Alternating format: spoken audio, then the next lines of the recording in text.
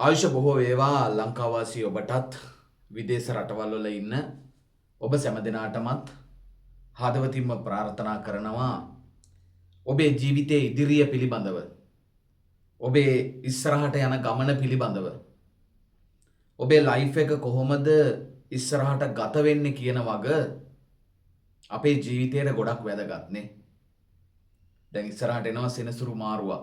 මේෂ ලග්නේ ඉඳලා මීන ලග්නේ දක්වා ඔබ සැමට විටින් විට ඔබේ හදවතට වේදනාගෙන දෙන දේවල් වගේම තමයි සතුට සැනසුම දුක වේදනාව මේ කියන ඔක්කොම ලග්නේ ඔබ කරා මේ සෙනසුරු මාරුවත් එක්ක එනවා. මේ සෙනසුරු මාරුව කොහොමද මට ගත වෙන්නේ මගේ ගෙදර ඉන්න අයට කොහොමද ගත වෙන්නේ කියන එක මට වැදගත් මගේ ජීවිතයේ ගමන යනකොට. ඔබට වැදගත් නේ. දැන් අවුරුදු ගාණක් ඉන්නවා ඉතුරු කරගන්න බෑ සමහරුන්ට. රුපියල් 100ක් වත් account එකේ නැති කී දෙනෙක් ඉන්නවද? ඇයි මට මෙහෙම වෙලා තියෙන්නේ? මේක කොච්චර වැදගත්ද? මේක මං සංසාරේ කරපු වැඩක්ද? මට මේ ආත්ම භවයේදී මේක නැද්ද? මට 2025 මාව බිඳුවටම වැටෙයිද? 2026 සමහර කට්ටිය ඉන්නවා කසාද බඳිනවා බැන්දට පස්සේ එතෙන් ඉඳන් සල්ලි දරුවන්ට බිරිඳට ස්වාමිට ඔක්කොටම ආයිතුරු කරන්න බෑ. සමහර විදේශ රටවල වල ගිහිල්ලා තිනවා දැන් අවුරුදු ගාණක් ඉන්නවා. එයාලා හල්ලිත් හොයනවා ලක්ෂ 2 3 4 5 ආසන්න ගාණක් හොයනවා. නමුත් ඉතුරු කරන්න බෑ. කොහෙන් හරි ගන්නකොට යනවා සල්ලි ටික. හිතා ගන්න බෑ. නිසා ඔබට ඔබේ ජීවිතයේ යම් මූල්‍යමය කළමනාකරණයක් වගේම තමයි මේ මූල්‍යමය පැත්ත ඇයි මගේ ශක්තිමත් වෙන්නේ නැති එකත් ඒක වැදගත් නේ. දැන් සමහර අය ඉන්නවා මැත්ස් හොඳටම දන්නවා. ගණිතය හොඳටම දැනගත්තා කියලා ජීවිතේ දිනන්න බෑ 12 වෙනි පාප පීඩිතයි නම්. ඔයා ගණන් ගුරුවරයෙක් කියලා හිතන්න. එහෙම නැත්නම් ඔබ accounts පැත්ත ඔබ බැංකුවක වැඩ කරන කෙනෙක් කියලා හිතන්න. නමුත් ජීවිතේ දිනන්න බෑ මතක තියාගන්න හොඳේ. 12 වෙනි පාප පීඩිත වෙන්න බෑ. 12 වෙනි පාප පීඩිත වුණ ගමන් තමන් බඳින කෙනාටත් අපල කරදර බාධක වැඩි. තමන්ගේ ආදායමටත් වියදම් පැත්තත් නීතිමය ප්‍රශ්න විවිධ විදියට ඔබ කරා එනවා. ඒක නිසා මේ මට මොකද වෙලා තියෙන්නේ? මේක මාරම වැදගත් වෙනවා මගේ ජීවිතේට. මට මොකක්ද මේ වෙන්නේ කියන එක නිකන් ආවට පස්සේ කේන්දරයක් බල්ලා නිකන් කියන එක නෙවෙයි. මේ කුජ යන්නේ මේ රවි යන්නේ මේ සෙනසුරු යන්නේ මේ රාහු යන්නේ එහෙම නෙවෙයි. මේක බලා ගන්න ඕනි මට කොතනින්ද හරියන්නේ කියන එක. කොතනින්ද මට ගමනක් යන්න තියෙන්නේ. ඒකනේ වැදගත් වෙන්නේ මේ වෙලාවේ. මේ වෙලාව ඔබේ ආර්ථික තත්ත්වය ඔබේ පර්ස් එක ශක්තිමත් නැත්තම් කුම්භ ලග්නෙන් ඉපදිච්ච රටක ඉන්න බෑ. දැන් මේ අපේ රට කුම්භ ලග්නෙනේ. කුම්භ ලග්නෙන් ඉපදිච්ච රටක ඔයා ඉන්නවා නම් ඒතර ඔයාට නම්බර් 1 තියෙන්න ඕන ආර්ථිකය. ඔයාට මට නම්බර් 1 ආර්ථිකය තියෙන්න ඕන. ආර්ථිකය නැත්තම් මේක ඉන්න බෑ. හොස්පිටල් එකට යන්න බෑ, බේඩ් ටිකක් ගන්න බෑ, එළවලු ටිකක් ගන්න බෑ, කරවල කෑල්ලක් ගන්න බෑ, ඇඳුම් පැළඳුමක් ගන්න බෑ. මාර පීඩනයකට ඔබව මාවපත් වෙනවා.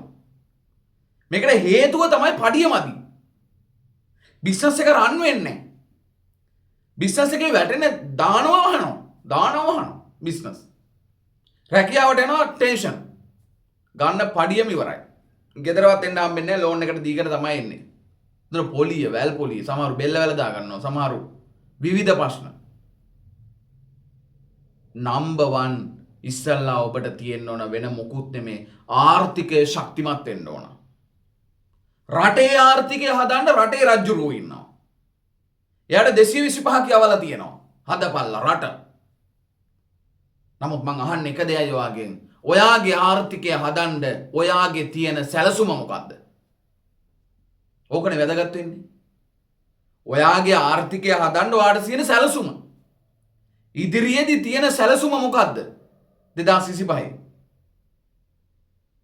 ඉඩම ගන්න එක, වාහනය ගන්න එක හැමදාම කුලී ගෙවල් වල ඉන්න නෙමෙයි ඔයමයි. හැමදාම අනුන්ගේ වාහන පදින්න නෙමෙයි ඔයමයි. හැමදාම අපේ දරුවෝ අපිත් කැමති ඉන්ටර්නැෂනල් ස්කූල් එකකට දාගන්න. හොඳ වෙඩින් එකක් ගන්න ගෑවු ළමයි පිරිමි ළමයි ප්ලෑන් කරනවා ඇති. රටකට යන්න හොඳ සල්ලි ටිකක් තියාගන්න. ඔයමයි කොච්චර කැමතිද? ඒ කොච්චර කැමති වුණත් ඔයාගේ මගේ account එක හිස් වෙනකොට මාසේ ගන්න පඩිය දෙනකොට ඔයාට හිතනවා මොන කරුමයක්ද මේක කියලා. අපි ඒ ගැන කතා කරන්නට ඕන මේ ආර්ථිකය පිළිබඳව. ඇයි මට මෙහෙම වෙන්නේ නැත්තේ? ඇයි මට දිගු කාලීනව ආර්ථික සැලැස්මක් හදාගන්න බැරි? මම මොකක් හරි මහත්ය පඩිය ගත්තොත් බිරිඳට දෙන්න වෙනවා. එක්ක දරුවට දෙන්න වෙනවා. එහෙම නැත්නම් මහත්යට දෙන්න වෙනවා. එහෙම නැත්නම් අම්මගේ තාත්තගේ එක්ක අසනීපයක් එනවා එකපාරටම. මේ වෙලාවෙත් පික්මි දුවන කෙනෙක් නම් ඔයා මේ තද අවුව රශ්මිය තියෙන වෙලාවෙත් ඔයා වැස්ස අවුව නොබල ඔයා මේ වෙලාවෙත් දුවන්න ඔයාගේ දරු පැටවු ටික ජීවත් කරවන්න, ඔයා ජීවත් වෙන්න, බිරිඳ ජීවත් කරන්න. ඔයාගේ අම්මා තාත්තට දෙන්න. මේ වෙලාවෙත් රාජ්‍ය ආයතනවල අටපහ ජොබ් එක කොයි තරම්නම් පීඩාවකින් කරන අය ඉන්නවද? තමන්ගේ වෙළඳ ව්‍යාපාරය නවත්තන්න බැරි හින්දා කරන කී දෙනෙක් ඉන්නවද? මේ හැම එකටම උත්තරයක් ඔබයි මමයි සොයාගත යුතුයි. මගේ ආර්ථිකය ශක්තිමත් කරන්න වැඩපිළිවෙලක් මා විසින් හදාගත යුතුයි. ඔබේ කේන්ද්‍ර සටහන ඔබට හරියටම ඔබට බලා ගන්න අවස්ථාවක් උදා කරලා දෙනවා මේ සෙනසුරාදා ඉරිදා. මේන සතිය සෙනසුරාදා ඉරිදා. හරියටම අහගන්න ඕන වෙන මොකුත් නෙමේ. මගේ ආර්ථික තත්ත්වය කොහොමද? මගේ රෝග ගැන කොහොමද? ඒ වගේ තමයි මගේ ඉදිරිය ගැන කොහොමද? මගේ බිරිඳට, මගේ ස්වාමිට මගෙන් අපල තියනවද? ඒගොල්ලන්ගේ මට තියනවද? මේක ගැන ඔබ හොඳ ඇනලයිස් එකක් කරගත යුතුම වෙනවා. එහෙම නැතුව අපිට බෑ මේ ගමන යන්න. වැටෙන තැන අඳුන ගත්තාම වැටෙන්නේ නැතුව ඉන්න පුළුවන්, මතක තියාගන්න. සුයිප් ගන්නවා, සුයිප් වැටෙන්නේ නැද්ද? දවස් වලට වැටෙන්නේ නැහැ නේද? පතල් හරනවා තමන්ගේ 64 වෙනි නවංශකාධිපතියා යනකොට. ඉතින් පතල් හැරුවට වැඩේද? වියදම විතරයි, අපරාධයක්. වීසා දානවා රිජෙක්ට් වෙන කාලවකවානු වල. ඉතින් තේරුමක් නැහැ. එක එක්කෙනාගේ කර්ම ශක්තියත් එක්ක වෙනස් වෙනවා.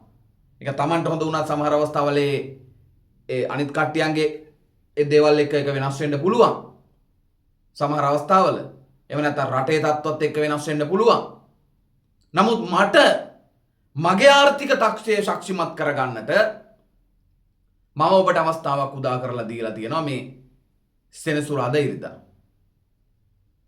එතකොට දැන් අද මම මේ කතා කරන දවස 13 වෙනි බ්‍රහස්පතින්දා, 14 වෙනිදා සිකුරාදා. එතකොට මේ දවස් දෙක බලන්නේ නැහැ. 15 වෙනි සෙනසුරාදායි 16 වෙනි ඉරිදායි බත්තරමුල්ලේ සුබෝධි ඉස්කෝලේ ඉස්සරහා නම්බර 385 තියෙන තැනට ඇවිල්ලා ඔබට බලා හදා ගන්න පුළුවන් අවස්ථාව තියෙනවා.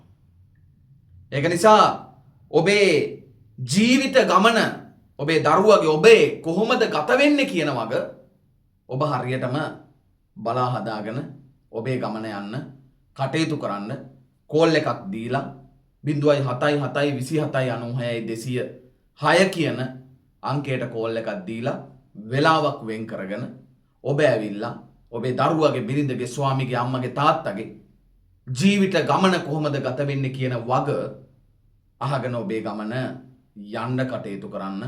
ඔබ සැමට ශිව දෙවියන්ගේ, මහ දෙවියන්ගේ පිහිට ආශිර්වාදය ලැබෙන්නට කියලා හදවතින්ම ප්‍රාර්ථනා කරනවා. තෙරුවන් සරණයි. ඔබට ජේසු පිහිටයි.